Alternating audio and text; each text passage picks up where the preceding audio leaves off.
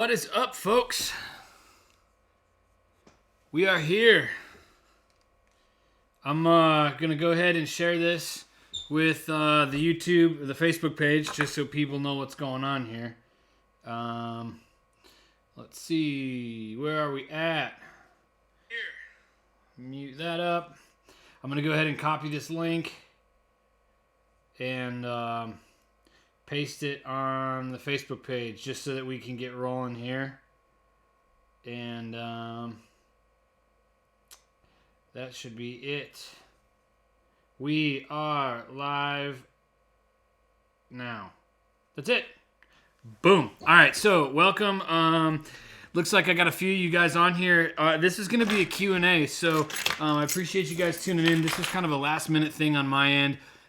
So at this point, I've got a few steelhead flies that I'm going to tie, but this is also a Q&A, so this is just, we're just killing some time. This is really small, isn't it? Let me go back to this. All right, so check this out. This is a fly that I came up with last fall for some, actually it was like a year or two ago.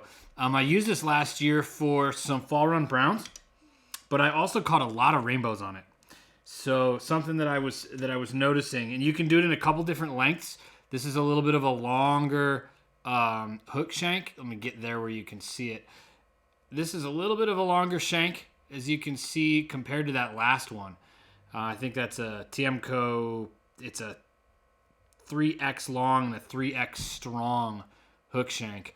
So basically the way this is going to go is I'm going to tie up a bunch of these flies. I'm just going to tie them up.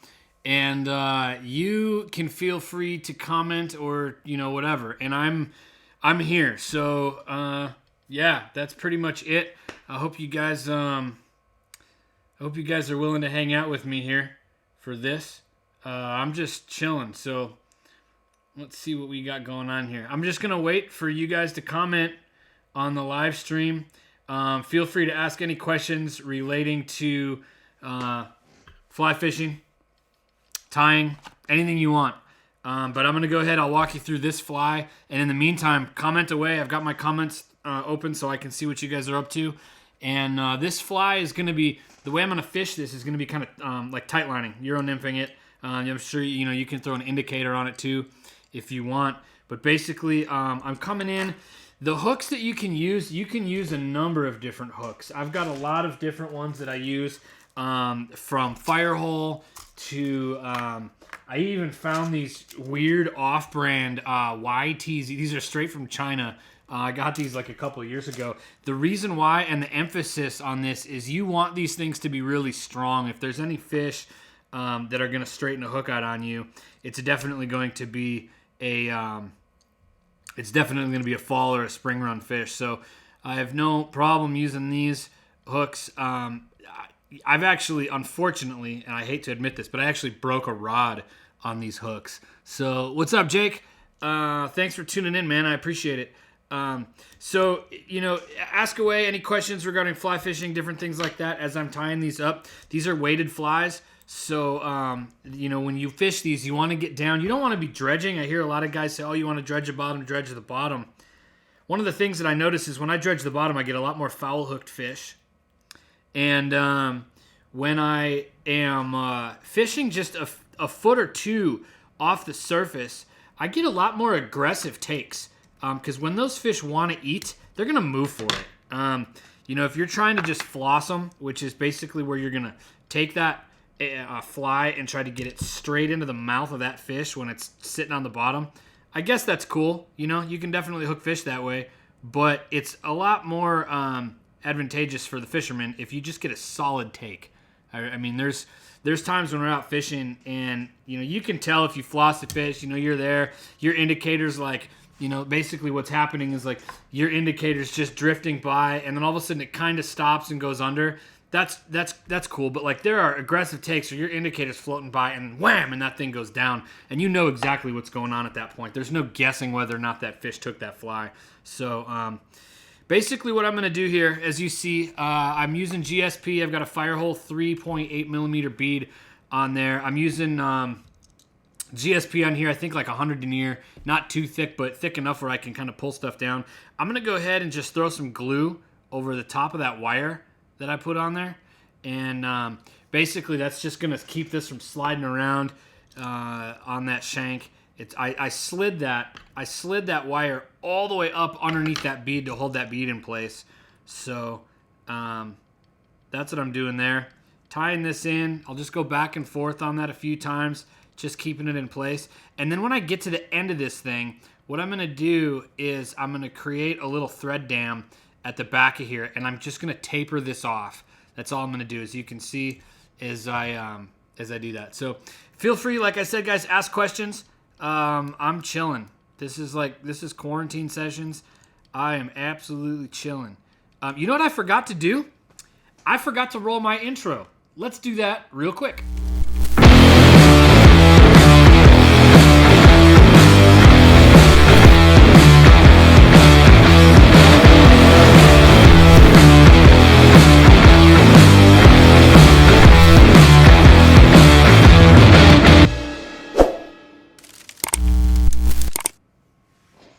All right, there's your intro. You know, forget to do that. All right, so some of the other materials that we're going to use with this fly are going to be some what is this? Dubbing? Laser dub. But then I'm also going to pull some feathers off of this pheasant tail back here. So we're going to go ahead and we're going to create our tail with this. I just pulled some off of there. I'm going to just kind of fray this out a little bit. And just going to kind of twist that around, get those fibers to stick up kind of all over the place. Feel free to interrupt me with questions too, guys, like I'm saying. I'm measuring this by the kind of the length of the hook shank. So that's where I'm going to tie that in. And it's going to get tied in right there. Boom. Couple wraps on that just to tighten her down. I'm going to flare it out and just kind of look at it. That's a little long for me. I'm going to undo that. I'm going to back it off just a little bit and scoot it up. There, that's a little bit better. So that's about where I'm going. Thanks for the compliment there, Jake. Let's see. So I'm gonna move up. I'm gonna get on the other side of this. I'm gonna move my thread up, all the way up here. Do a half hitch, okay? And then I'm gonna take my bobbin arm.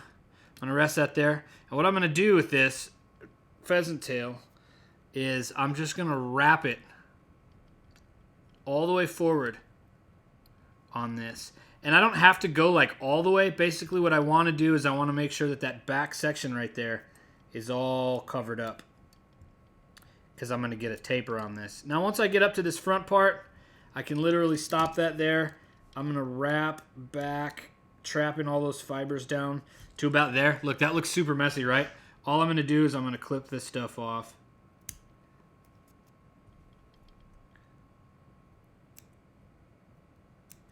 This is all that's gonna get hidden after I get done with this. All right, so I'm coming back, and now I'm gonna come about halfway right there. See a fiber I got trapped there. Boom, that's off. Okay, so that's gonna get covered up as well. I don't know what the super chat thing is, Jake. I have no idea. It might mean that I haven't hit 1,000 subscribers yet, so that might be part of it. I'm not sure. I'm actually not super educated yet on the YouTube live deal. I know the super chat thing's kind of cool though. I'm not even 100% sure what it is, but I've heard a lot of people talk about it. So what I'm going to do here is I'm taking kind of a wider piece, and I'm going to lay this right on the top of here, just like that, and I'm going to tie that in, kind of snug it down. Oop, I just cut it. I botched my whole fly. Haha. All right, let's start this one over. That's great. That happens. That totally happens. That's the thing about being live. That's awesome. Now you're going to get to see it from scratch anyways. Actually, I probably don't have to completely start that over, but that's all right. Just for the sake of it. Just for the sake of this, I will.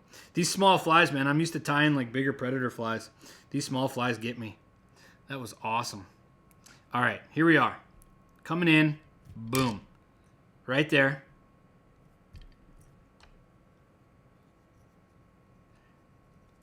I'm not ashamed of that at all. If you're a tire and you tell me that that's never happened to you, good for you. And we all know you're lying. Tying that down, coming in, trimming that wire off, and now basically you're going to see what I didn't get to show you before, where I slide this wire forward up underneath that bead, just like that. And then what I'm going to do is just pick that rest of that wire up there. So I'm going to take some glue, put it on there like that, and then what I'm going to do is I'm going to take my thread and I'm going to trap all this wire down, just like that. Kind of come back and forth a few times. And once that glue sets, you're rock solid. Again, now what I'm going to do here is I'm going to make a little material dam right there. Oh, am I not in focus? Boom, there you go. All right. So I'm not going to go super far back on this hook, but I'm going to make a material dam a thread dam. Right there. Okay? Now, I'm going to take my pheasant tail at this point. I'm going to tie that in again, grab another chunk of this. Got a big piece there. Fray some of it out.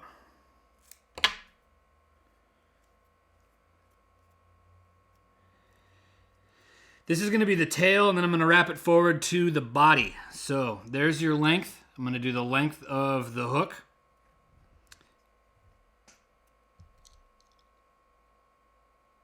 Coming in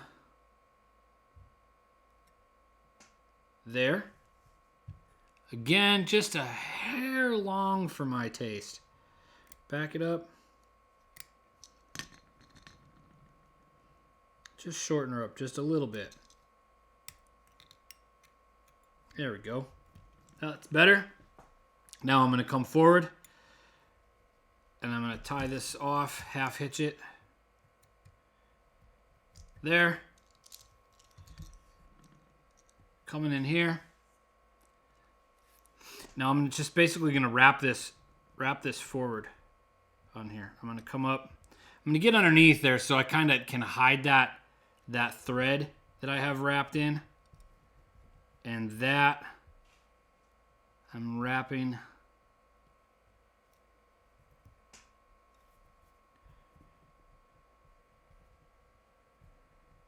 there. Tie that in.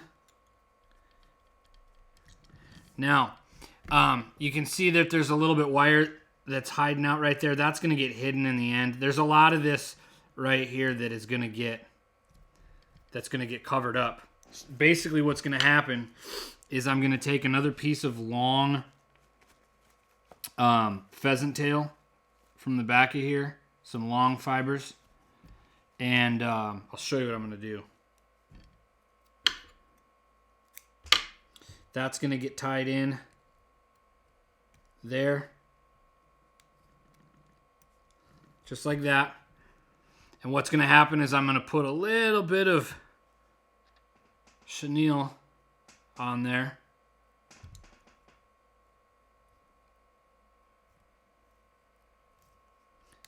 Move up to the front. Half hitch that off.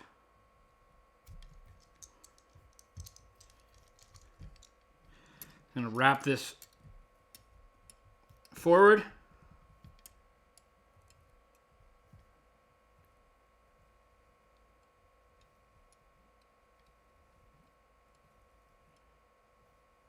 Just like that.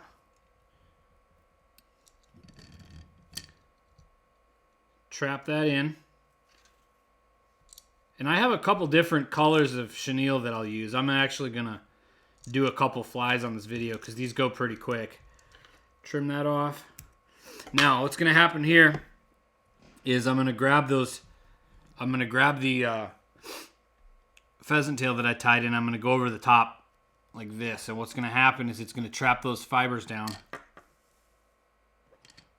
And it's going to push them down the side. So that's going to come in there. Now you have to be a little bit careful on this part because when you tie in this pheasant tail forward, if you pull too hard right away, it's going to shear that off. So I'm just going to put in a couple loose wraps, come in front of it a few times, and then come back and snug it down. I'm going to go ahead and clip that off. All right. Then what I'm going to do is I'm going to put a dab of glue on that, just a touch right there. I'm going to grab a little bit of my laser dub in pink, and I'm just going to put a collar around that bead.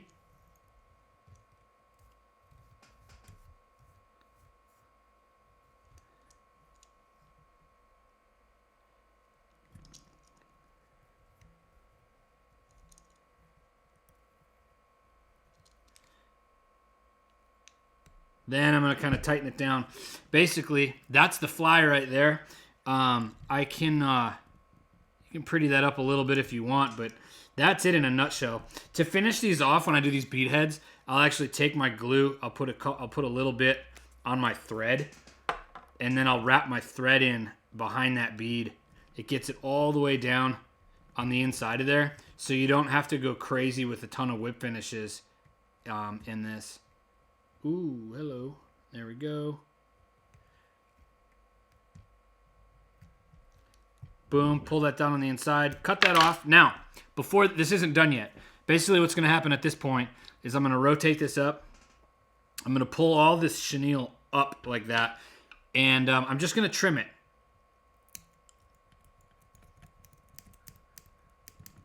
Just like that. Kind of brings it in control a little bit.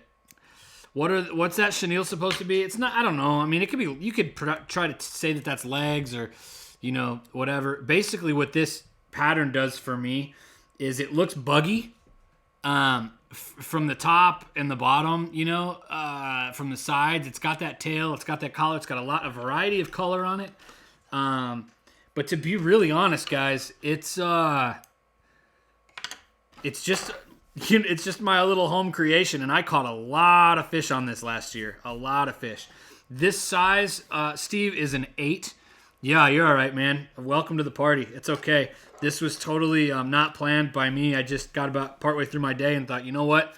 I'll set up and I'll start doing this. So essentially, that's it. And I'm going to tie up a whole bunch of these. I'm basically sitting here for a Q&A. You guys can ask any questions fly fishing related.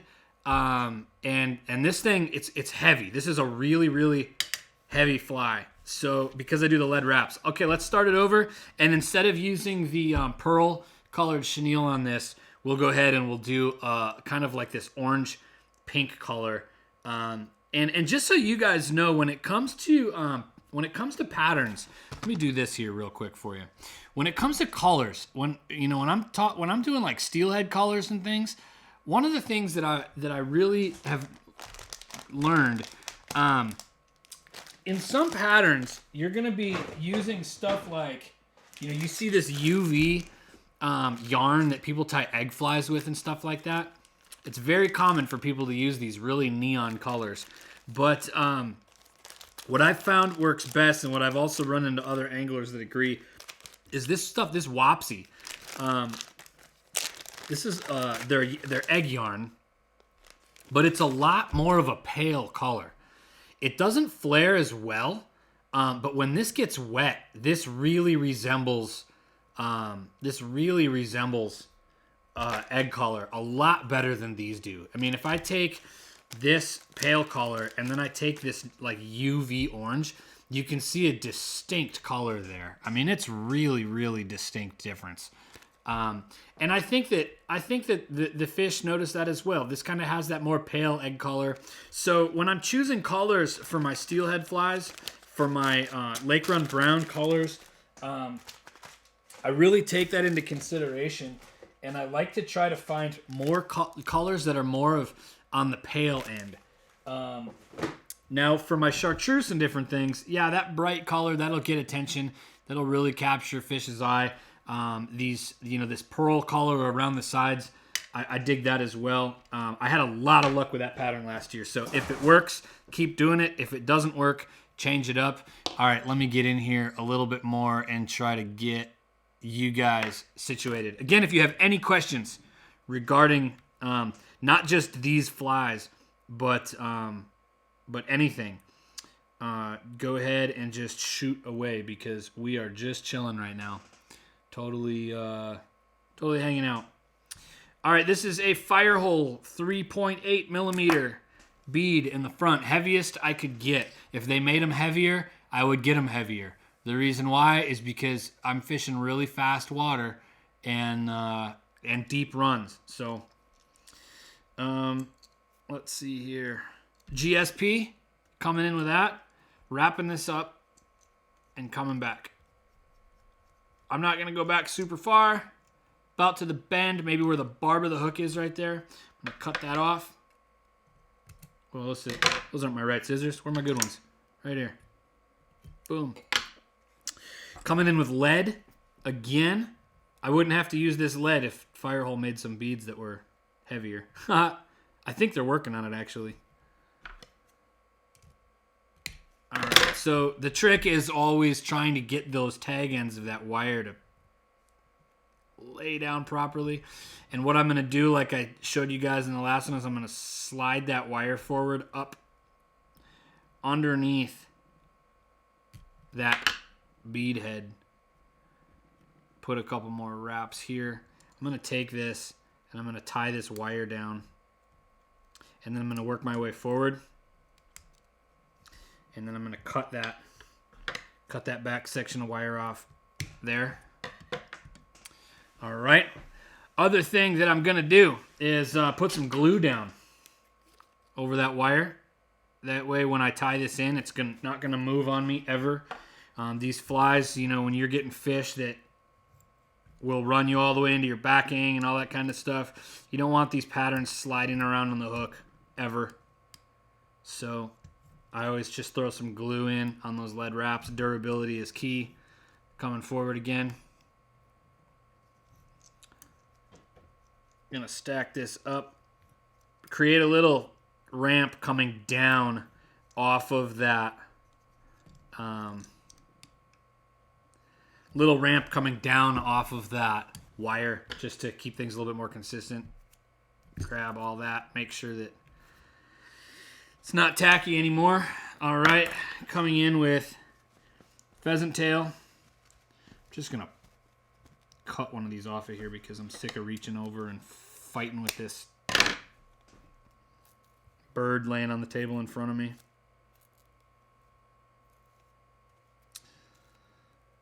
I'm going to do multiple things here. I'm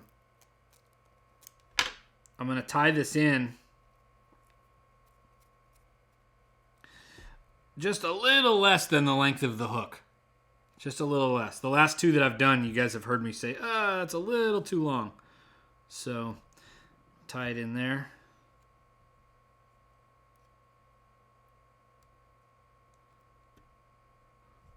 Well, I like that. That's great.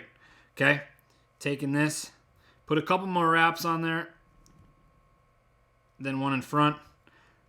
That's your locking wrap, your pinching wrap, and then you're coming up about halfway, and then I will half hitch that. Just like that. And now what we're going to do is we're going to wrap this pheasant tail forward.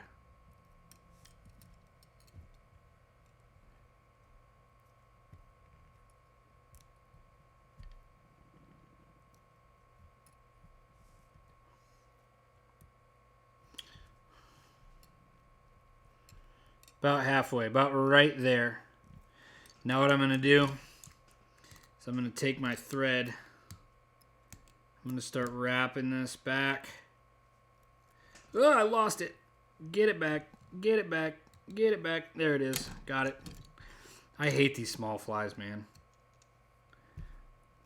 I am not the guy. Dave, man, you guys saw my buddy Dave that was tying with me, or that was tying on here. He loves these small flies. I can't stand them, but I'm doing it anyways.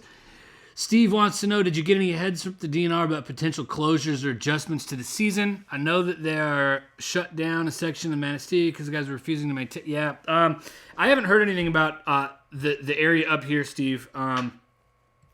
And I think it's just because of population density. We have hardly any population density up here. I think Iron County is like 10 people per square mile.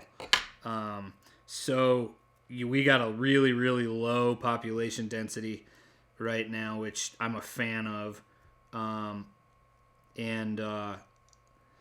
So hopefully the people that are, coming up, if they are coming up here, they're keeping that in mind, because I would hate to see things get slammed and shut down.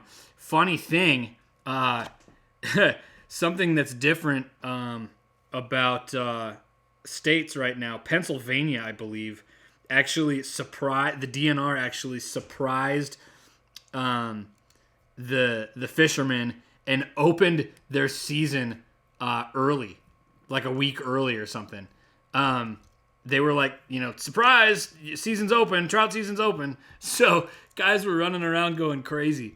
I thought that was wild. I saw a post from Ryan from Risen Fly, and he was talking about, oh man, get out and get fishing. So I thought that was pretty funny that they did that. I don't think that there's any way that they would do that here. I also saw some other interesting things. Ohio actually banned non-resident fishing license from being sold to keep a rein on the social distancing thing. So, number of different states doing a lot of different things in order to keep the social distancing thing taking place. Very, very interesting. We're living in interesting times right now. So, all right, here we are again. I'm at the spot where basically I'm just going to take that pheasant tail that I tied in and pull it over the top and then tie it down here like so. Again, I don't want to do it too tight, because if I do, I'm going to pop that thread and I'm going to cut that pheasant tail, and it's going to shear it off, and then all that stuff will pop back and wreck that. So basically that's it right there. You can see the top half, the bottom half. Now all I'm going to do is I'm going to take some dubbing, some laser dub. I like this pink collar. To be honest, I had the most luck on that. Pink and orange for my collar last year was really what I had the best luck in. So,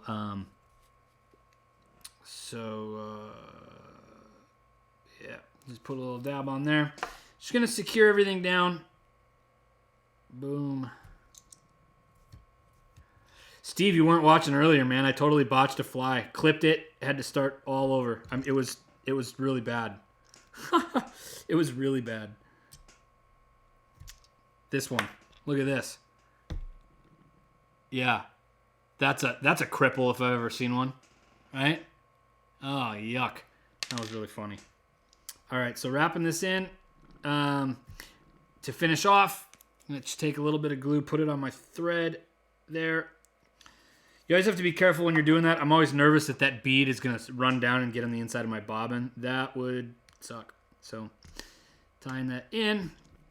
All right, whip finish.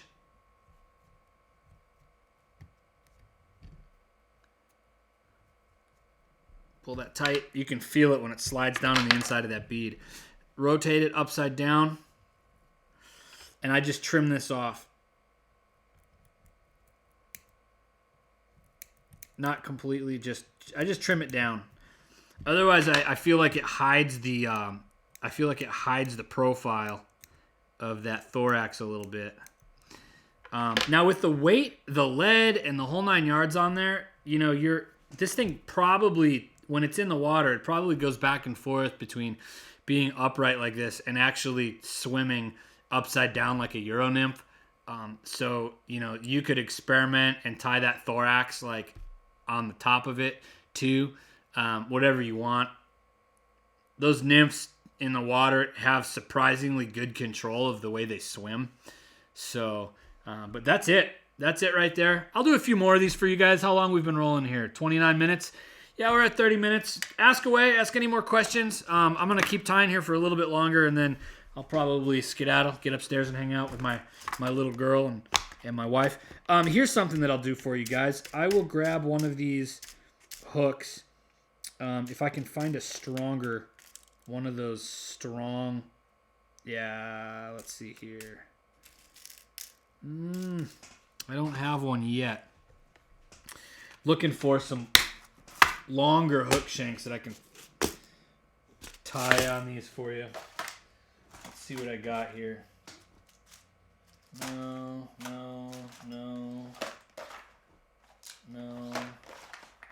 Anything down here? No. All right, maybe not.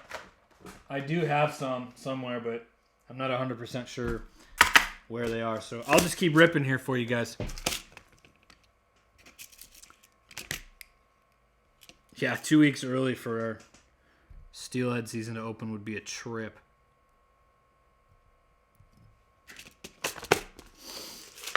Or sorry, not steelhead season, but trout season. All right, grab my beads.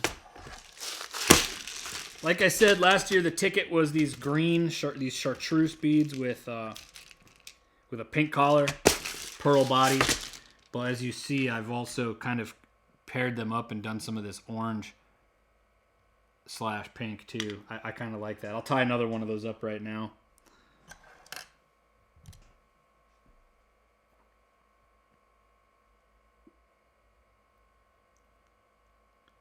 If you guys would, subscribe to the channel if you're not subscribed.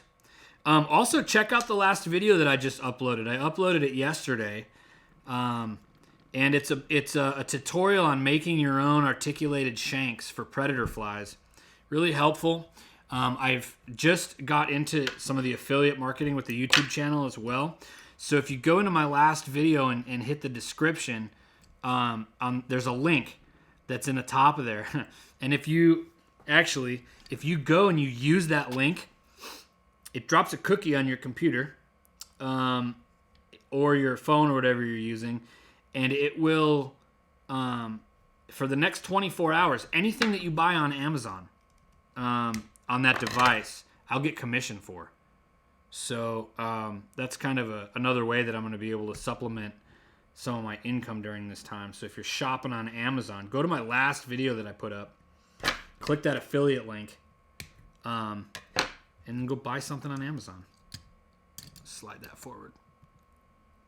Like that. Trying to get it up into that head. I think I might have locked it down already. Looks like I did. All right, so I'll just drop some glue.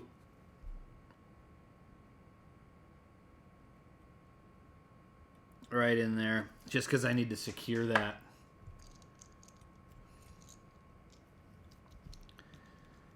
Throw some thread in that. Maybe even just a hair of dubbing to pack that in.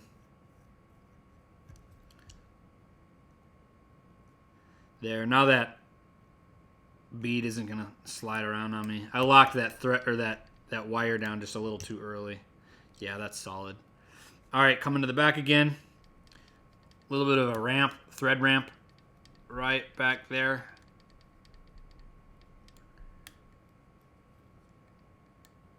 Just so that when I make the transition with my I gotta get that fixed. Just so that when I do that transition with my pheasant tail, that nothing is gonna go wrong there. That's decent, but I want some longer pheasant tail strands. So I'm gonna go down, looking around on the back of here for some longer ones. Try that. Oh, I just ripped the back half of that hide off. Nope. Come on, where are you? There's some long ones. Gotta cut that off. Wrestling with some pheasant tail right now. There it is. So there's some longer ones there that I like.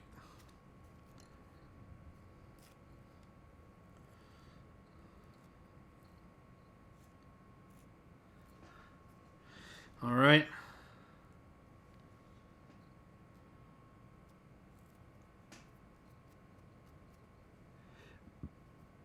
Again, almost the full length of the shank. Not quite.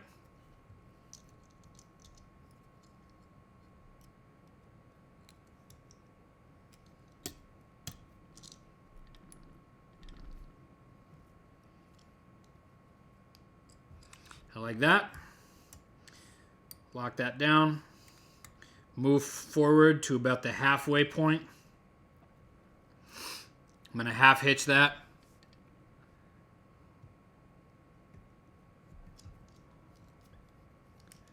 This is a Q&A as well, guys, so go ahead and ask any questions you want while I'm still doing this. I'm about ready to wrap up, but been tying a few of these for you, hanging out. Appreciate you guys spending time with me. Subscribe to the channel, like the video. All right, so once I get about there, I know this is small, but once I get about there, I'm going to lock this stuff down. Okay.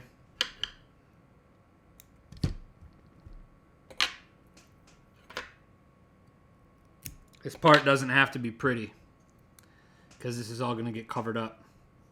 And we're just adding kind of bulk to the fly at that point. So, okay, so I'm going to come back here again. I'm going to grab some more pheasant tail.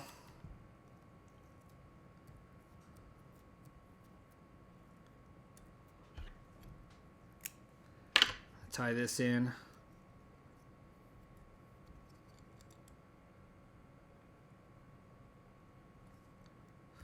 I'll even drop a little hair piece of glue on there. A couple more wraps just to secure that down. Maybe I'm just too used to tying my predator flies because I'm like securing all this down like crazy with tons of glue. Not sure. All right, so coming in here with this orange chenille. It's like a pale orange color.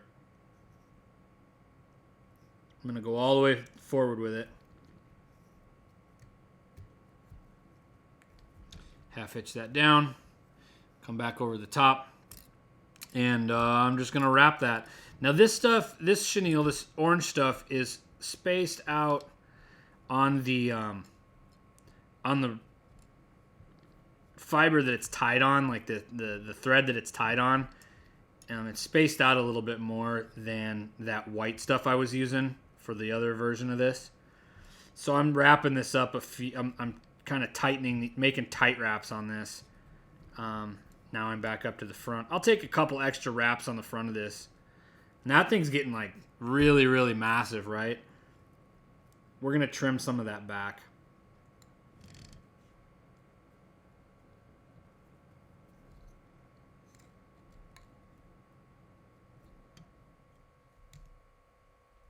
Locking that down.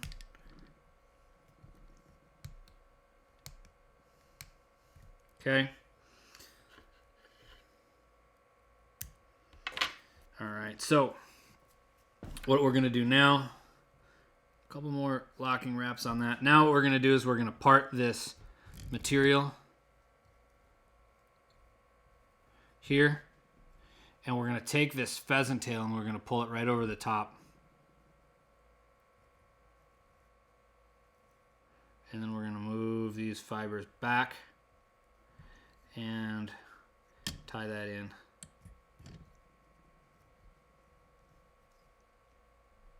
Not too tight or you'll break those pheasant tail fibers. You gotta be careful about that. Trim that off. Another drop of glue.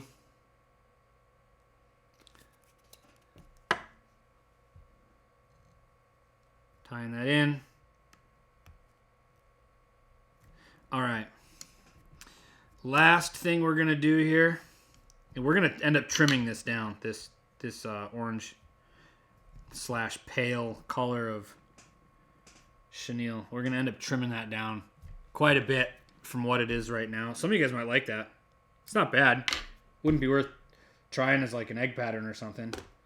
But we're going to go ahead and just take some laser dub wrap it up.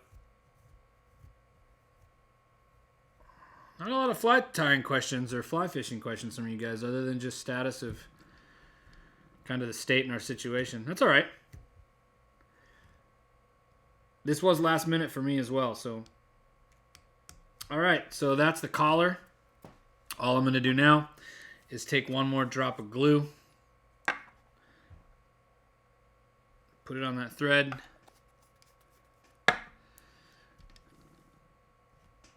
and wrap that in. I slammed fish on these things last year. And the funny thing about this fly for me was that when I did catch fish on it, I caught a lot of fish that like aggressively hit this thing. I just sheared my thread off in there, but I think we're okay. That's not coming out. I locked it down in there with glue, so I'm not worried about it. All right, so what I'm doing now, this might seem a little excessive, but I parted that chenille on there, and I'm actually going to trim that off, quite a bit of that off. So I'm coming in here.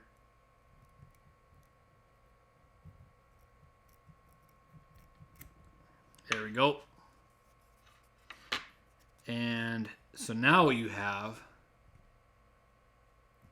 is you've got what looks kind of like from an egg pattern from the bottom, like that, but from the top and the side, that kind of emulates a bug. So that was my creation. I don't have a name for it or anything, but that's what I came up with last year, and I caught a lot of fish on it. So what's up, Zach? Late to the show. What's it called? Only nymph ties a size 6 black woolly bugger. Yeah, man. I like I said, I don't have a name for this yet. It's just something that I hit that I tied up last year, and I just fish were crushing it, especially rainbows.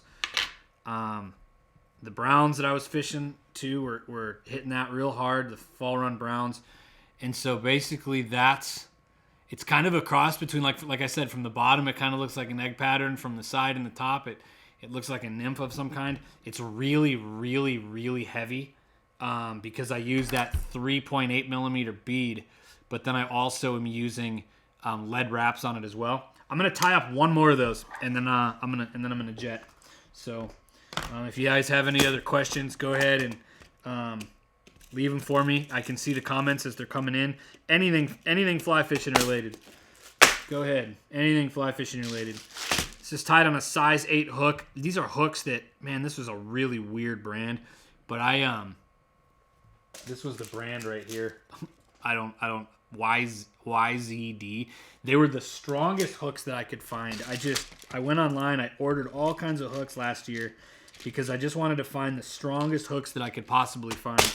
I had a king salmon break a hook on me last year.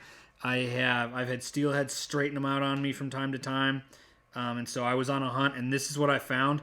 I hate to say it, but these hooks are so strong. I actually snagged up last year, and I broke a rod, like a big, beefy rod.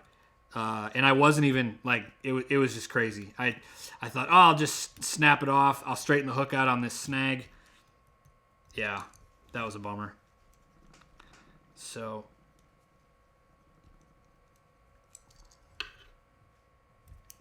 going back to about the barb, just a little bit past the barb on that hook. All right, so then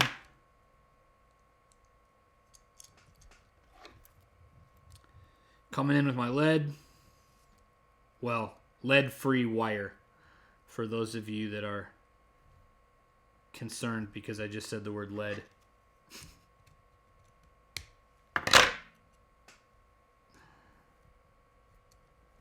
And then I'm going to slide that wire, if I can. I'm going to slide it forward to get it up underneath that bead. And then I'm going to come here. That's weird. The last two that I've done, I haven't been able to slide them up. Maybe it's because I put too much thread on there first. Usually I can slide those things right up underneath there. So what I'm going to do is I'm just going to take some dubbing, because I want to secure that bead. See how this bead, Oh, maybe it did slide it. No, you see how that bead's loose? I don't know if you can see that or not, but it's loose right there. So I'm just going to put some dubbing on there. Put a drop of glue in there. And then I'm just going to put that dubbing down on the inside of that right away. We're actually going to go back over this collar eventually. So, but that's just going to lock that that's going to lock that front bead down so I don't get any movement on it.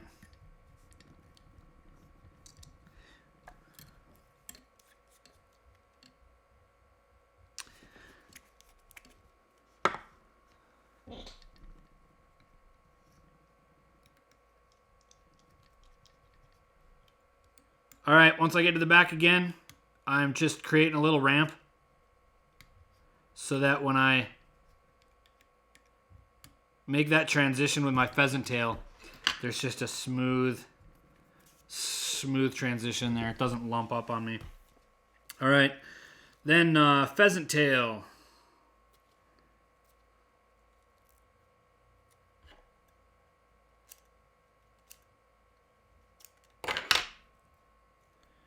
Length of the pheasant tail should be just under the length of the hook shank. 4/5 of the hook shank? Let's see here.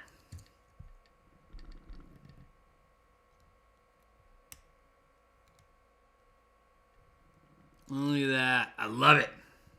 Looking good. Wrapping that. Locking that in there. Boom. Moving up to about halfway. And then a half hitch.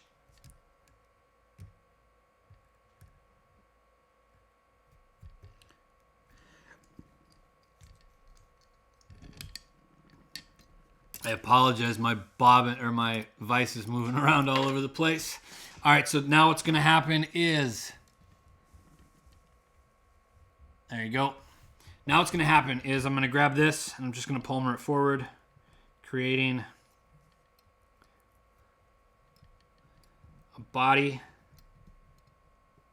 about that halfway mark right there.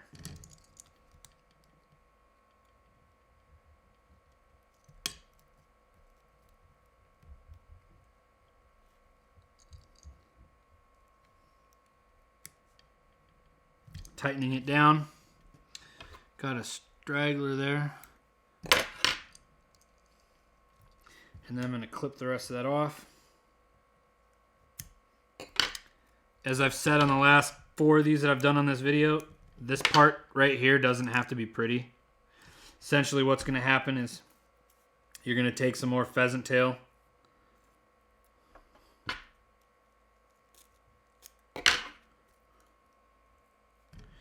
You're going to tie that back in.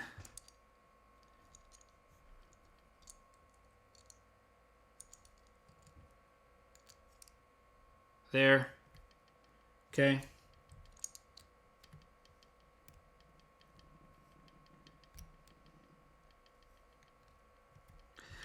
I want this fly to be heavy, so this kind of like just solid bunch of materials on there doesn't bother me.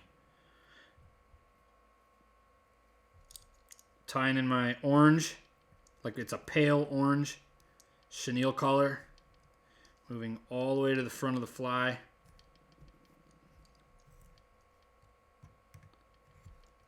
Boom. Half hitch.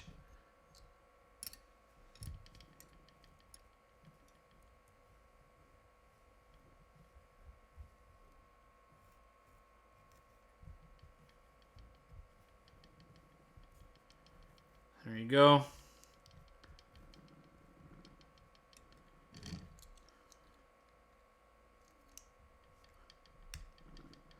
Yeah, there it is.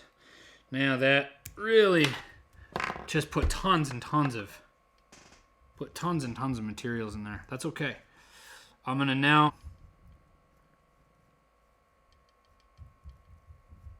getting those materials out of the way.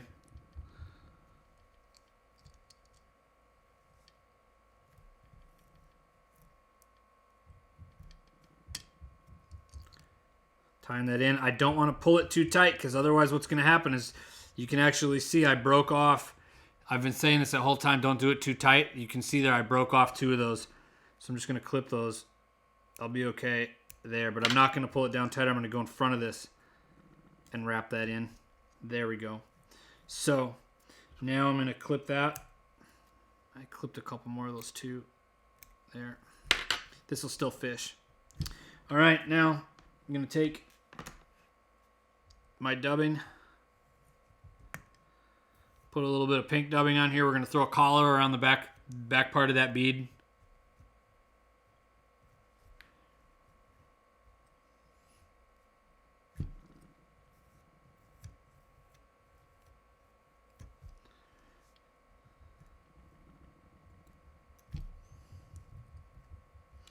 My dubbing got tangled in my chenille there.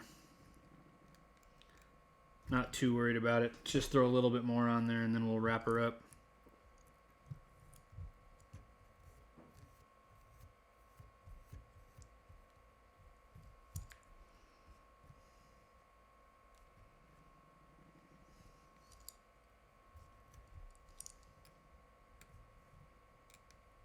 Now all I'm going to do to finish this, I'm going to take a little glue, throw it on that thread. I'm going to tie this in here, and then we're going to trim that chenille.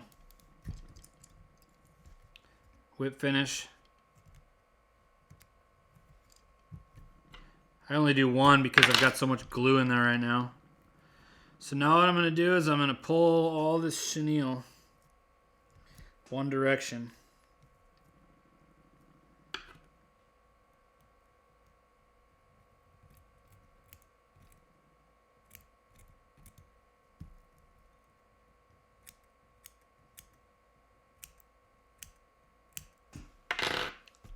Right there. There you go. A little bit of some strands here that didn't get included in that.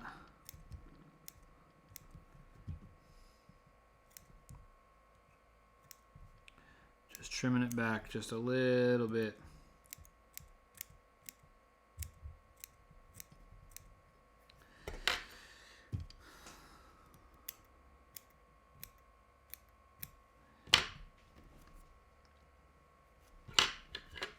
All right, so Steve wants to know how I fish this. Yeah, I fish it like a traditional nymph. I will. I did Euro nymph with this quite a bit last fall and did really well, just tightlining.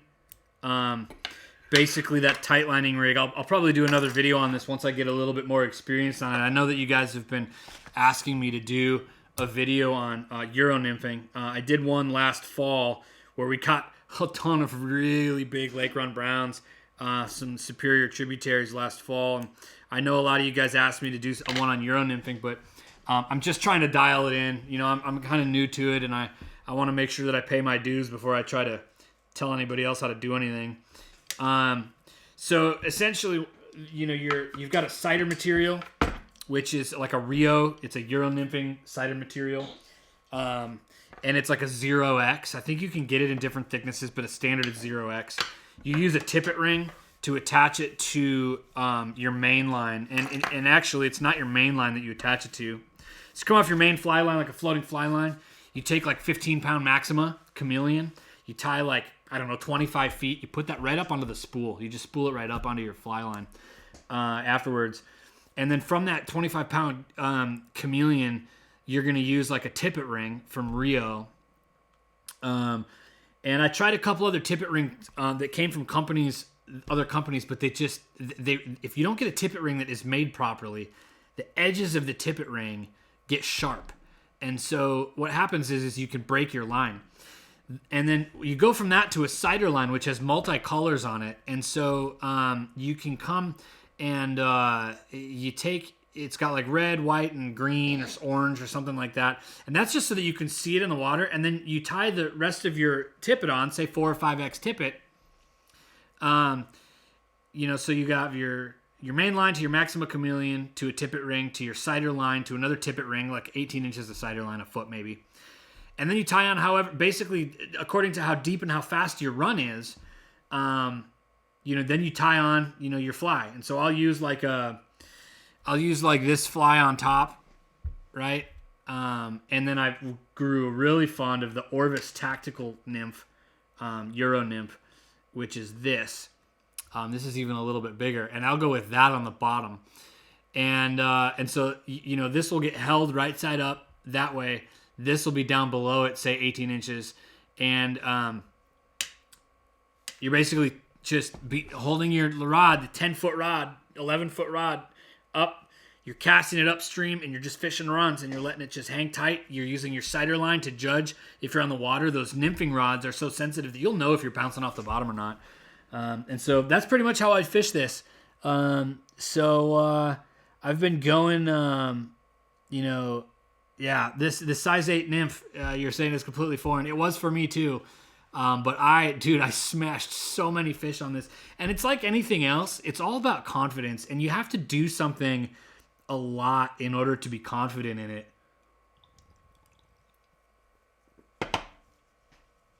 I'm still working up my confidence in some of this stuff.